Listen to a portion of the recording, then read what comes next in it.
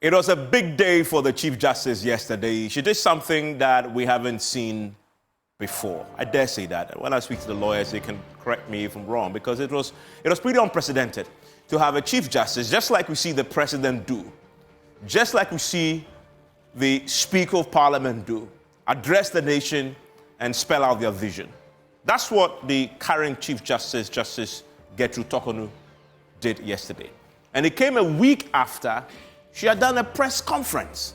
Again, I've done this job 20 years. I haven't seen a Chief Justice do a press conference before and allow questions from the press. So for us here on this side as journalists, we really welcome it. And then the next day, we got a word that she was going to do a major event where she was going to lay out her vision. Okay, she's done that. But we need to subject that to some scrutiny, which is exactly what we're going to do here on PM Express. If you missed it, let's summarize that for you right now. So there's an acronym that she put forth yesterday when she presented her vision.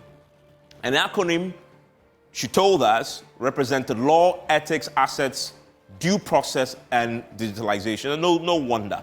We had the Vice President there yesterday to formally launch the document, the vision. So what does this vision actually say? And if you see, a bit of the things that she put out is about making the court institution, the institution of the judiciary itself more efficient, the courts more efficient. And so she talks, for example, about seeking support from the legislature and the executive for increased budget and funding for the judiciary. And many in that institution will tell you that one of the biggest challenges they face is a poor remuneration. The judges themselves struggle sometimes with where they stay. The courts are in dilapidated states. If you go to the circuit courts, I was a court correspondent for a long time, and trust me, I was in courts that were made of roofing sheets. I still wonder whether those courts are still there. It's pretty steamy when you sit in there, hot as anything else. And judges are forced to sit in there with their gowns and their wigs, etc., in that heat.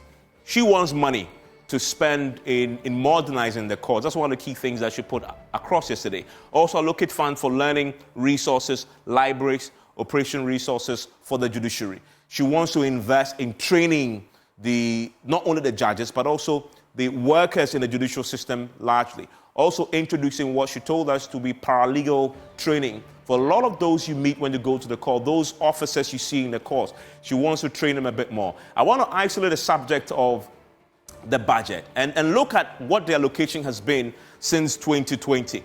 You'll actually notice, as the graph says, it tells its own story, that over the last few years, the judiciary has been getting incrementally more resources pumped in there by the state. So if you look at the time that back in 2020, they got 357 million cedis given to it to work with for a particular year. Now fast forward to 2024, and that has jumped to 945 million.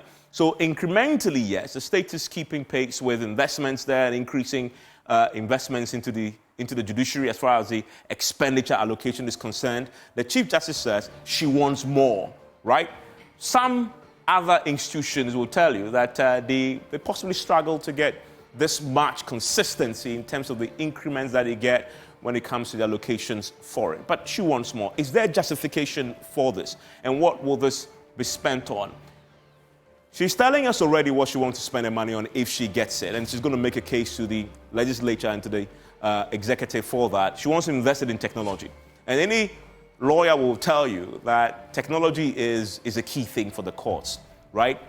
Digitalizing the courts is important. She also wants to expand electronic access to libraries, and that is important for the lawyers and for the judges themselves. Also train faculty members for online training. So there's a lot of investment that she wants to do, and she needs the money to do that. She wants to establish modern archive center, again, for the judicial service, for the judiciary. Aim for paperless courts. But what happened to that? I thought something was introduced in the past. Why hasn't it worked? Establish a centrally managed transcription rooms. So this is a Chief Justice who is thinking modern and wants to do a bit more in that particular space. She wants to implement a consistent culture, changing strategies to deepen ethical models. And it is to this that a lot has focused since yesterday, which is where she really wants to deal with this corruption tag. And that's something that she talked about yesterday. She wants to deal with the corruption tag quite and take it on head on. And that is a very important subject for the Chief Justice. Why? Because if you go back to 2020, the Afrobarometer report tells a very grim story. 85% of Ghanaians who were surveyed says the judiciary is corrupt, right?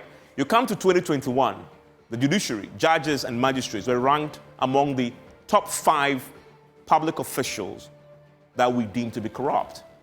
That is something that the Chief Justice says she wants to deal with. And she wants to deal with it by reducing that human interface that you find when you go to the court. Because if you reduce that, who are you going to find to bribe, for example? Because part of the research, and this time in 2021 done by the statistical service, show that the judiciary, in terms of bribes, they were found to, people told the researchers that, judges and magistrates were demanding for bribes from them, right? So these are reports in the past that the Chief Justice acknowledges and wants to do something about, reducing the human interface. If you are in the courts, you don't want that to be a tack that becomes entrenched over time.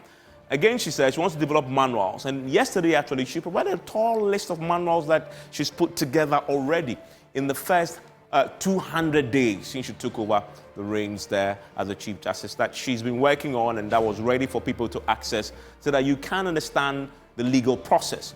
Part of the problem is we don't understand it. We are not lawyers. And so when we hear that a judgment has been delivered, depending on the spin you hear on radio, you might believe that spin. But if you understand what happened and the processes that led to it, maybe you appreciate that better. So let's have a conversation, though. Does this address the fundamental issues confronting the judiciary? That's it. It's a real fundamental question we need to ask here, now that she put it out there for us to look at. And my guest will help me drill down. If it doesn't, some of the issues have been left outstanding or the approach will not deal with it, what will? Stay with me after this. And thanks for staying with us on PM Express tonight. I have guests who joining me to analyze what the vision was when it was put out yesterday by the Chief Justice. We'll get into that pretty shortly. PM Express is always brought to you, as you know, by the Ghana AIDS Commission. It's also brought to you by Syntex Tanks, Alomo Bitters, and Pepsodent. And I'm happy that I can recommend to you Syntex Tanks, because no matter your water needs, Syntex Tank has it all for you. And it's the first to introduce a double-layer tank, and now you can have as many layers as you want.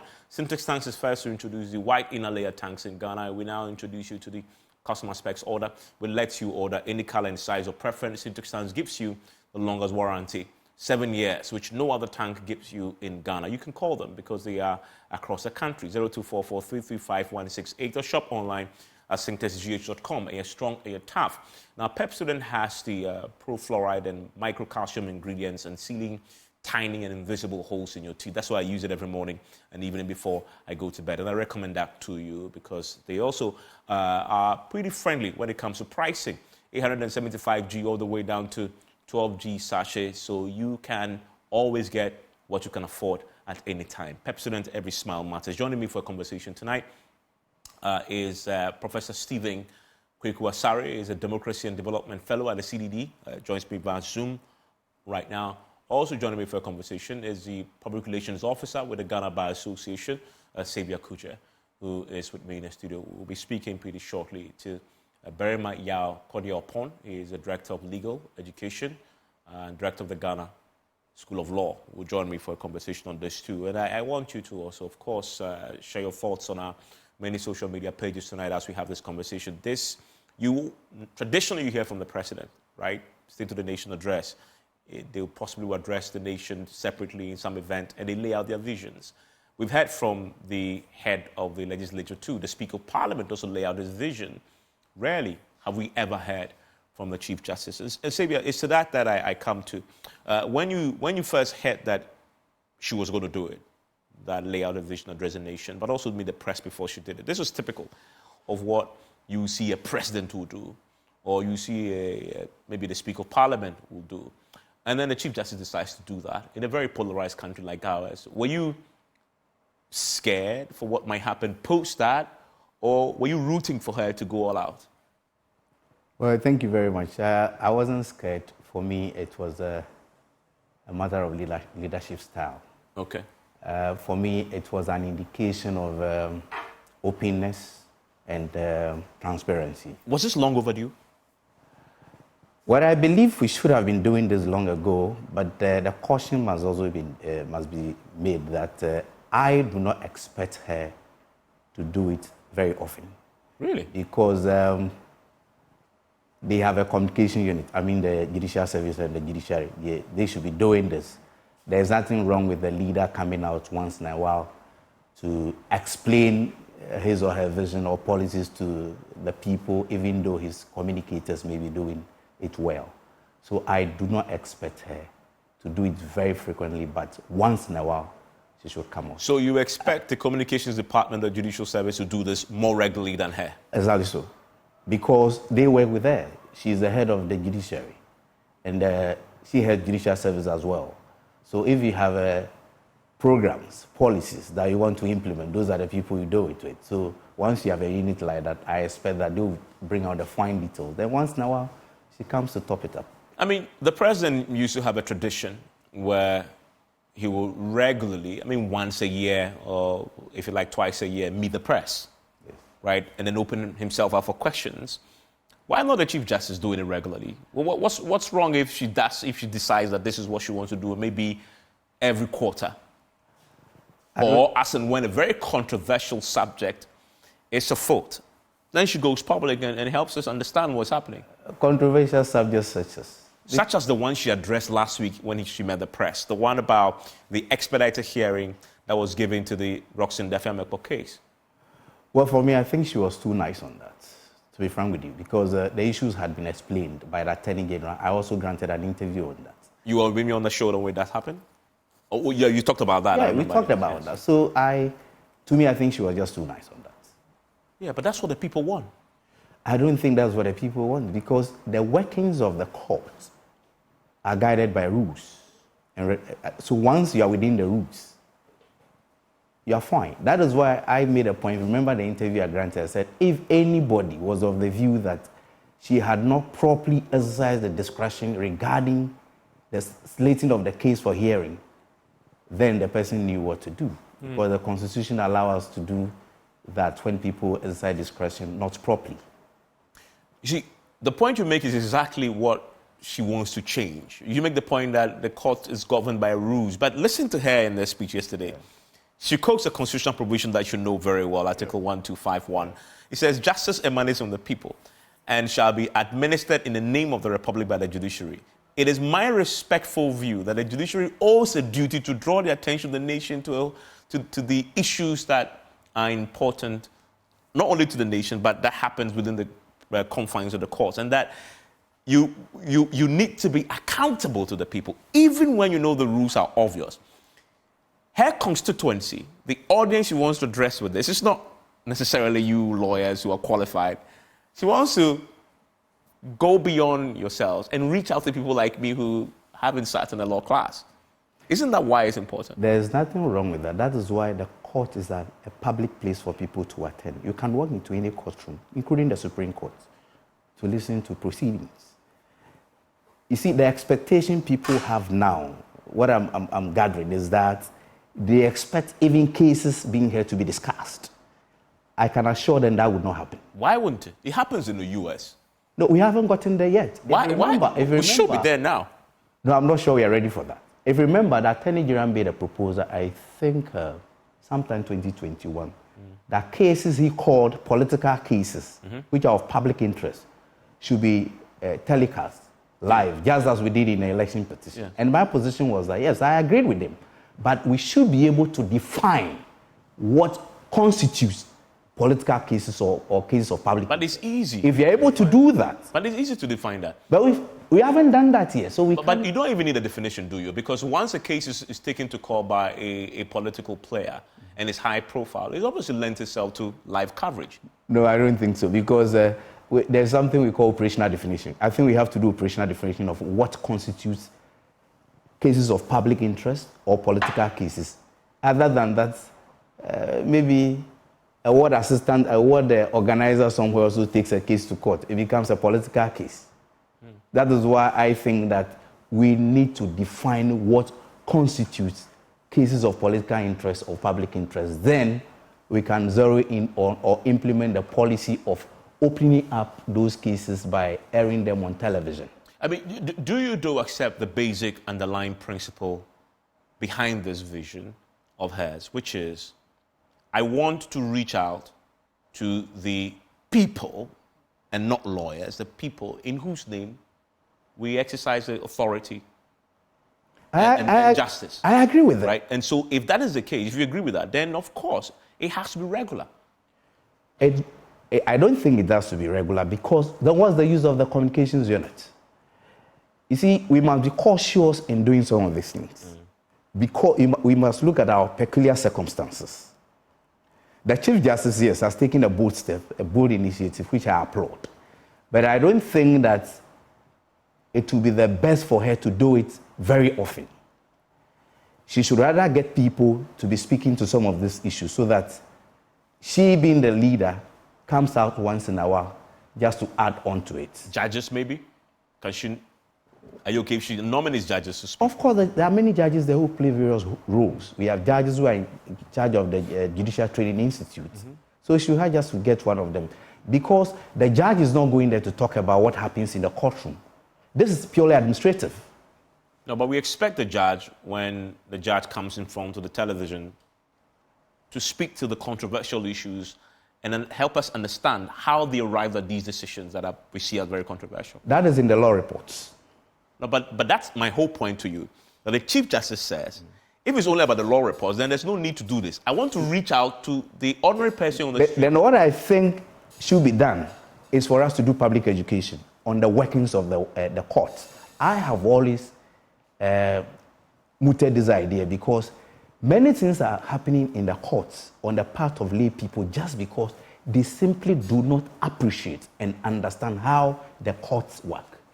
Why should a magistrate or a judge be sitting and a group of people go into the courtroom to attack court workers? Because they don't understand what's happening. Exactly so. So the Chief Justice actually in this vision says, I'm glad to report that as part of my immediate goals, which prioritizes the vision of directions, guidelines, and manuals to increase transparency, due process, and cost, 12 items that range from administrative guidelines, practice directions are available to be revealed to the public today. And then she goes ahead to tell us that. So she designed all these manuals with the intention of helping us understand the processes more and be more accessible. And I am saying that, fair enough, she may not have to be the person explaining all this. She may have to assign this to other officers so that once in a blue moon she comes out to just let the people know we are on course. That, at the point that she will be coming out, I expect her to say, we have started from this point, this is where we have reached. What is your aversion to a judge coming to help us understand how they arrived at the decision on a very controversial, high-profile matter? There's nothing wrong. That is why I'm saying that then it should be a situation classified as public education on the law. I would understand. Yeah, of course. But if it's public education, but at least you're If it is public education on the law, you don't need a judge to do that. Any lawyer who has read a report can do that. No. The judges met and took the decision.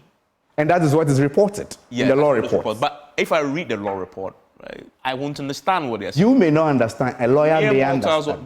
But it's a judge's decision, not a lawyer's decision. Depending on the lawyer, and I've done this work for 20 years, and you know this. Depending on the lawyer you speak to, on the judge's decision, yes, they will come to it from different points of view. But it's only the judge who make that decision that can tell you exactly how he or she arrived at that decision. Evans, that is why the law requires judges to make reasoned decisions. But it's also... So you don't just say, I have dismissed this, I've granted this. There must be a reason for doing it. But that's true. Whereas that is true, then how do you explain why a judge's decision is always contested on this network, on the show, heated, 2-3 lawyers disagreeing, when his reason is obvious? Because it depends on how you're looking at the issues. But those two people, obviously one must be right. Except when the decision itself is problematic. So that's my point. So why don't you then give thumbs up to the judge who gave that ruling or one of the judges who make that ruling coming forward to explain that? And I am saying that then let us classify that as public education. Then the Chief Justice, in her wisdom, can say that I will appoint one of my own to be doing this for me, or on this particular decision, which is of public interest, go and explain this to the people for me. There's nothing wrong with that. Okay. But that will be purely administrative. True, but they're going to go into the case as has been decided and helping us understand. So that they will explain it to the understanding of the layperson. True. Yeah, just like the case you say she was too nice about. But in that very rare moment where she explains how they came to expedite the hearing, she gave us a certain insight that, yes, we've heard from the Attorney General and yourselves and others, but to hear the Chief Justice say it sort of settled the matter. I said she was too nice because, personally speaking, she was too nice. Let me just say it was too nice. Because the matter had been settled. Well, so before I bring in Lawyer Pond into the conversation, so do you then think that there's a risk there of overexposure? If this is not managed properly, she may overexpose herself and the judiciary. I think so. It should be properly managed, but I wouldn't say that it should not be done. But it should be properly managed. Other than that, people may take advantage of it and begin to say all kinds of things. And you know, the good thing is that once she's come out to tell us what her vision is, it means she's giving herself a marking scheme or ask the public a marking scheme. They will now begin to mark you according to what you've said. The last time or so and so did this is what you told us. Going forward, are you doing that? But you see, let us also know that she cannot do this without resources.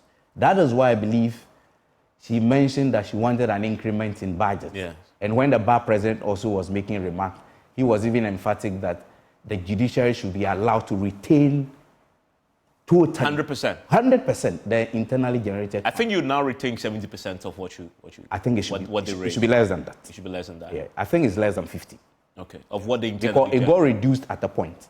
But some of us have always been of the view that, look, they raise a lot of funds for the state, so they should be allowed to keep minimum 70, 80%.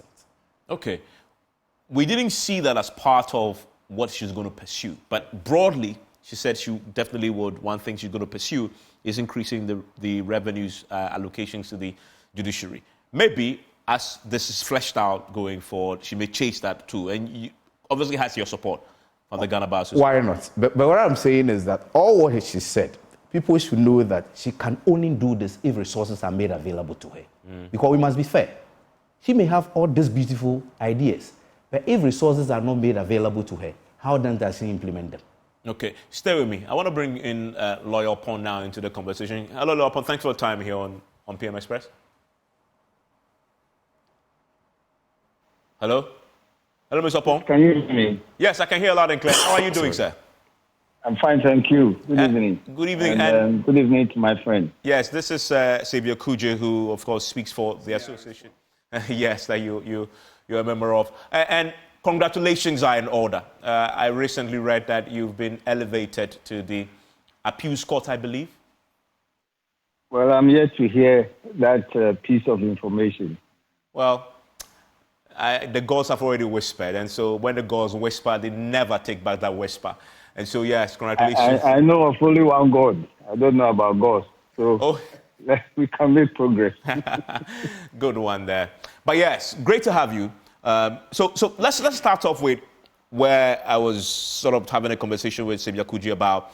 I mean, this is a very bold initiative. Well, it's bold obviously because in the context of the history of the judiciary, no Chief Justice has taken on the nation and address it, put out her vision the way she's done, hold a press conference and allow us to question her the way she did last week. I mean, Xavier has a concern that this must be carefully managed to avoid overexposure. Do you agree that the Chief Justice must do this sparingly whilst she allows others to do it in a more regular engagement? Well, thank you very much. Pardon me, but I think I got lost in the middle of the discussion because I had thought that we were specifically going to look at the Chief Justice's initiative. Yes. As contained in the You're paper. Right. We'll come to the specifics. Yesterday, you're right. I think you're right. I want to just address the approach first, and then we'll come to the specifics. Yeah. So the point simply is that yesterday's one, I think, is a one-off program. She set out to bring out to the nation her initiatives, not in relation to the totality of her functions, because that is broader than this. but in relation to how the facilities for the administration of justice, especially the judicial service, work, and focusing more intensely on the staff and the facilities with which they work. That's why the acronym. So the law, for example, is concerned with the knowledge and acquisition of law by the staff, because as he pointed out, judges are already lawyers. Then also we look at access, and access will also relate to not just the physical, but also the soft access, technology. And so as for the physical, she spoke about housing and other building facility infrastructure, and even vehicles for judges and senior members of the judiciary. And then also the E, which stands for ethics, is also more in relation to, again, the staff and other related stakeholders. So the police, prosecutors, auditors, surveyors, even jurors and surveyors were mentioned. So this is where the focus is, on how to be able to bring all these stakeholders together. I've even argued as well that facilities should be attached at least to the main courts in the regional capitals. For example, there should be a valuation office where if a person needs to stamp his document, he goes there to stamp it instead of the court rejecting it and the state losing revenue. So these are related officers and stakeholders that is focusing on trying to build a synergy that connects them directly, instead of, for example, you want a surveyor, the court will have to then or issue another directive to the director of survey and so on. So, and then the digitalization, the due process, which you all know, have basic idea about. Yeah, I want to isolate. I want to isolate one of the key planks, the ethics.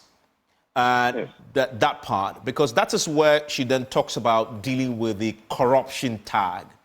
And we all know that is a very important part of dealing with the trust and the credibility of the judiciary is at the heart of that. If you get that right, you are half of the way there in getting people's trust back into the judiciary. Now, what she proposes to do, in essence, is to use technology to reduce the human interface. And she believes if you do that, then you're reducing the opportunities that avail themselves for people to exploit that to be corrupt in the judiciary. What you see in the plan, is it adequate to deal with the tag? 2020, 85% of Ghanaians surveyed in Afrobarometer said the judiciary is corrupt. 2021, again, Afrobarometer tells us that top 5 public officials deemed as most corrupt, judges and magistrates. Have you seen enough in this document to believe that what has been proposed will adequately deal with the problem? Well, I think so. And looking at it, I think when we are talking about alleged corrupt practices at the level of the judiciary, we sometimes forget that it takes to be corrupt. I mean, like she stated, if the judicial administration I may have lost him there. We'll try and re-establish connection. But to that point, right, I mean, it's so important to people that we have a judiciary we can trust. It's fair to say that since the NASA's investigations, the judiciary hasn't quite recovered, because all the Afrobarometer surveys that have been done show that there's a high level of mistrust for the judiciary. You've seen the document you read today. Are you confident that it addresses this fundamentally? She's done what she ought to have done. But as Mr. Opon started saying, who corrupts the judiciary? The judges do not give bribes to themselves. The judges must be incorruptible. No, they are humans. No, but they must be. I'll address that. They are humans. Now, it's the same court users, people outside the judiciary and people within the judiciary who contribute to all this corruption. The reason I say this is that if you do not send the bribe or whatever it is, will it be collected? But I must also agree that a lot more has to be done by the judges as individuals. Because your integrity is key, apart from your knowledge of the law. Those are two key things they considered before appointing you. And if you remember, on your show, I said you are a judge. You have a contract of employment. All what I think you should be wishing for is better conditions of service and nothing else. Now, I hold the view that our laws on corruption itself is facilitating corruption. And I am convinced, personally, that unless and until we look at them, we will not go far in the fight against corruption. If you have a law that says that the giver of bribe and the taker of bribe are equally guilty, how do you expect to fight corruption with such a law? That I will give somebody a bribe and go and report that I've given bribe, then they will arrest me, arrest the person, charge both of us, prosecute us, and possibly jail us. I don't think it will happen. And I have also said that it appears as a people, we have unconsciously limited our definition of success to material gains. If it's not money, then you are not successful. Ask the average Ghanaian, who is a successful person, he will begin to mention material things. So I think that we've lost our values and we have to go back there. Because as individuals who make up society, if we have principles and values that we cherish, we shouldn't be having some of these problems. I mean, you raise important points, but how does it address the corruption tag that the judiciary is currently having to wear? Again, I want to circle back to the Chief Justice's vision yesterday.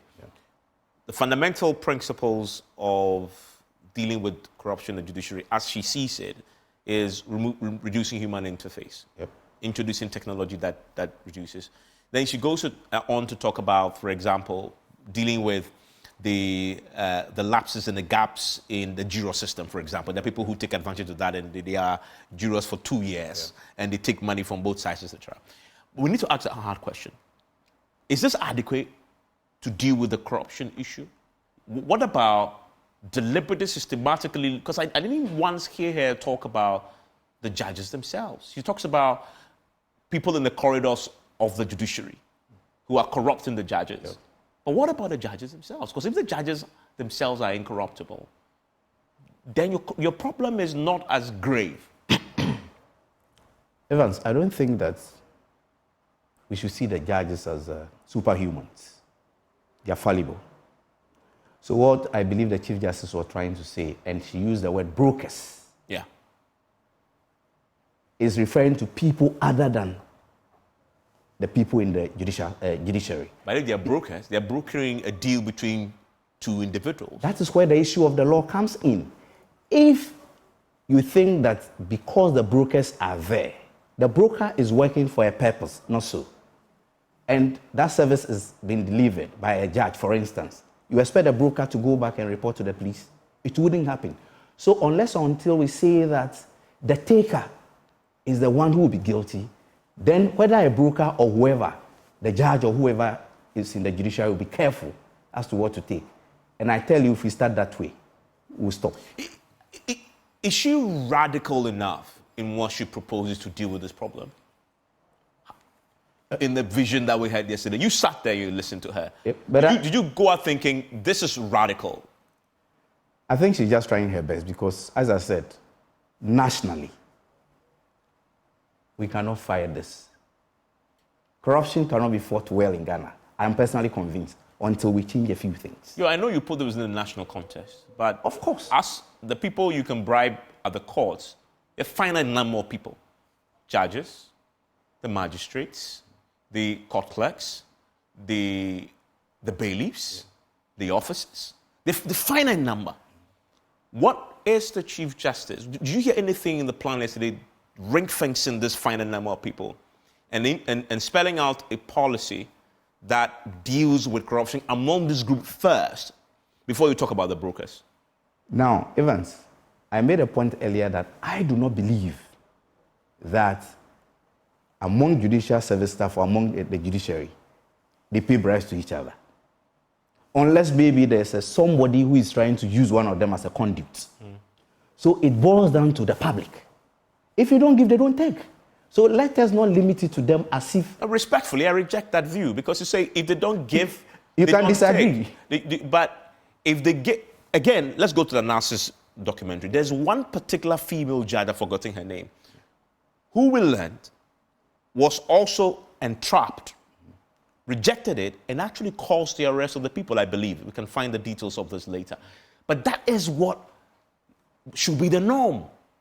Evans, you remember, I said a lot depends on the individual judges. People must understand why they are judges. It's not, you see, it's not every office that just anybody can occupy. You must assess yourself. You must assess yourself. I don't think I can do any other thing apart from doing law. That is the truth. Because that's what I have passion for. So I wouldn't waste my time going to be an engineer, a doctor, what have you. I may end up killing people. I may not be the best lawyer, but I think at least I am doing something that I love.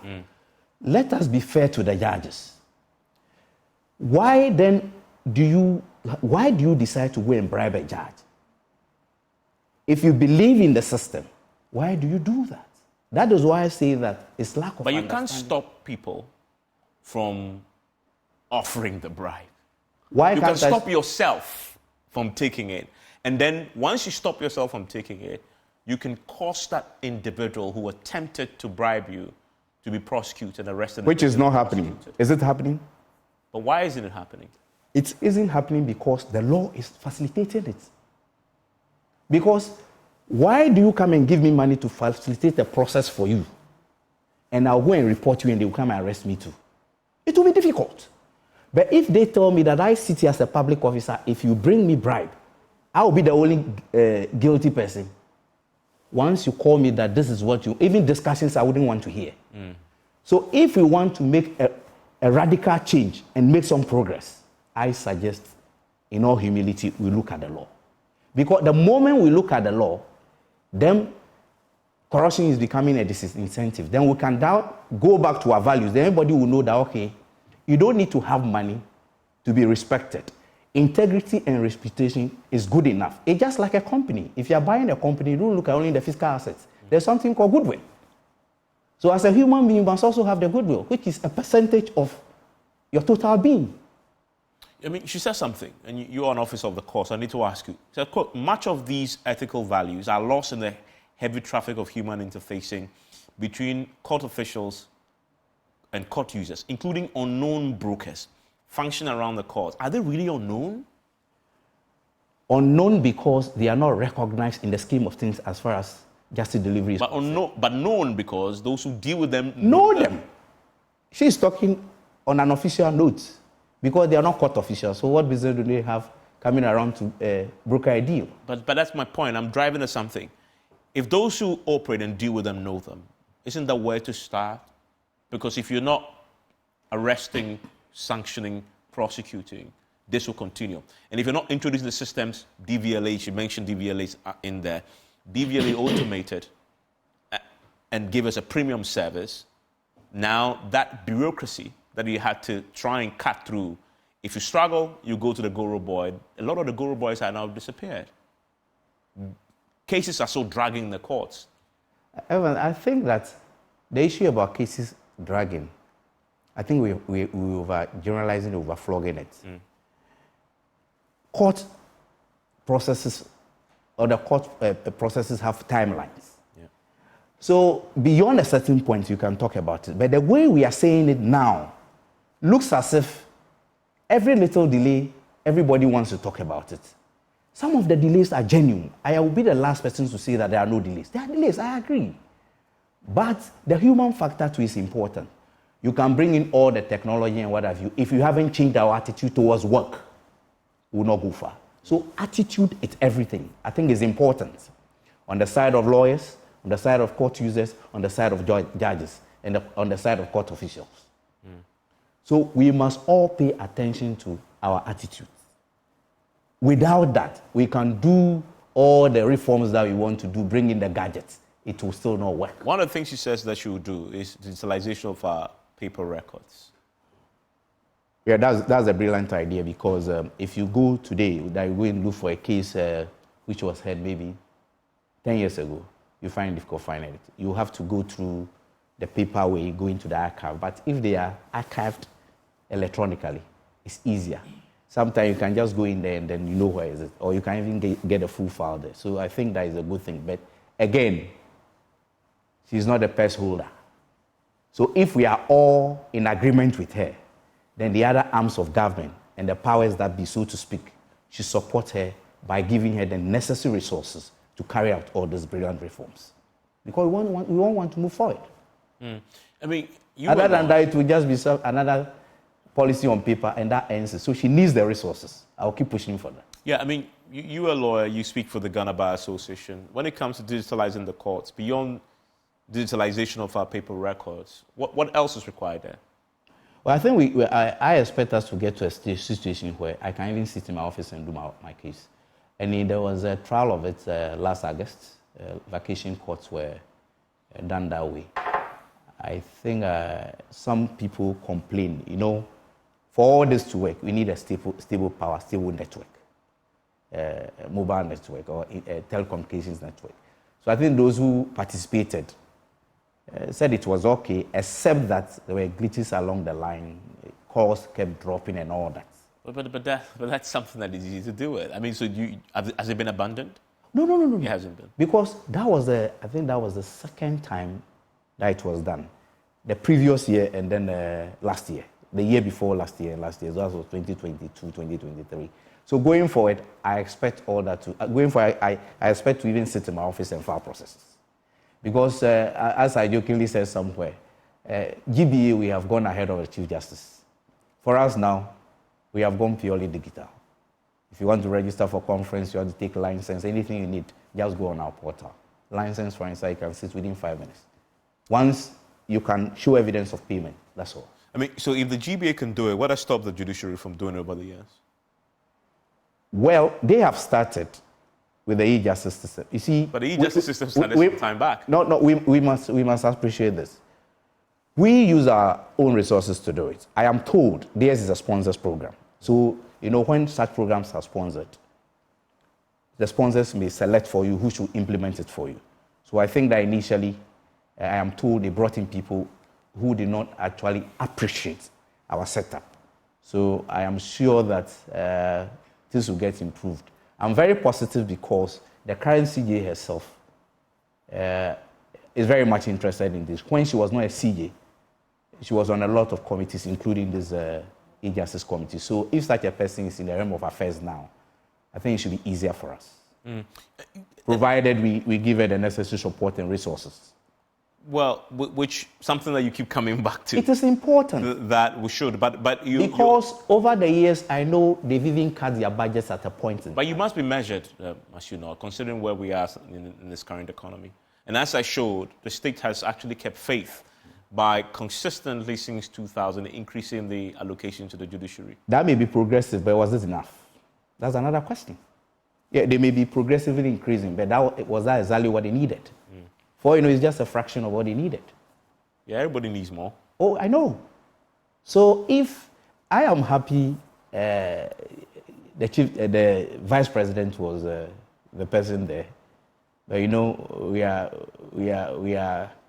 are just hoping that the next government, irrespective of whoever is in charge, will continue with some of, or will understand some of these things, because it's all about resources. Our problems already. Just after elections, we are broke every year. Every time. Just after elections, we are broke. So the stories may keep coming before government settles and begin to release funds. Now that you bring that up, if she's to succeed, she must have the buy-in she must have cross-political buy-in, bipartisan buy-in. Because whoever wins next year must see this as important enough to put money in, right? Because the judiciary and the legislature must do so. How can she approach this in the way that has bipartisan support? She doesn't need to do anything. She's the Chief Justice of Ghana. She's not the Chief Justice of a particular political tradition. Even if she belongs to a tradition, she's the Chief Justice of Ghana. Just as the President is the President of Ghana, not the President of a section of Ghana. So for me, once we all agree this is a laudable idea, let us find the resources and support it so that for once, we can have the reform. Aren't you being a bit simplistic on this? Especially knowing the kind of political system that we run in this country. Yeah. And this has been pitched in an election year. Yeah. You have the vice president who launched it. That the optics around that matter to a lot of people. Because in 2025, you're right, in 2025, the government might change, priorities might change. But this is important. You agree with that as a lawyer. But not everybody in the political divide may agree that this is a priority going forward into 2020, considering where the economy will be. Isn't that why there must be a deliberate attempt on her part to reach out across the political divide? I think that was what she wanted to do. That was why she did it at a public forum. If not, she would have done it just with her staff. I believe so. She would have just organized a staff there and outlay her policy. But because she wanted... But that necessarily deal with the matter? Doesn't she need to be actively reaching out? No, where lobbying is everywhere. Absolutely. Because she's not the only person who would need money to carry out her policies and programs in any government or under any government. So all I'm saying is that she will have to lobby, but nobody should bring in politics because judicial service or judiciary is for all of us. Yeah, I mean, in any case, whoever is president is just head of the country, but heading an arm of the government. This is another arm. So if you want one of your arms to be cut off whilst the rest two are there, then that's a matter for you to decide. But I don't think that... But it's an arm of government, except that the constitutional architecture around funding means that she must necessarily rely on the other arms of government for her own survival and the survival of the judiciary. And that is why the buy-in becomes important, isn't it? I think that every serious politician will pay attention to the judiciary because that is our last line of defense as a people, whether you belong to party A or party B. So for me, I am not saying that judiciary should be pampered, but whatever we need to do for the system, judicial system to work, we must do it. Because after all, we spend money on so many other things. So why should it be difficult to spend money on where everybody else, irrespective of your political affiliation, you go to for solutions? It shouldn't be difficult. Well, Xavier, thank you very much. I'm grateful that you joined us here on PM Express as we begin to analyze a bit more of this. And apologies, we were not able to join to get upon back because obviously the line wasn't helping.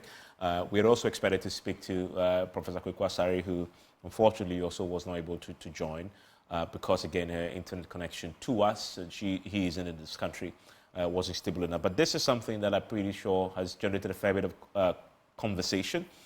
And we'll begin to look at this. Now we know what her plan is. We can monitor just like we do for the executive and legislature.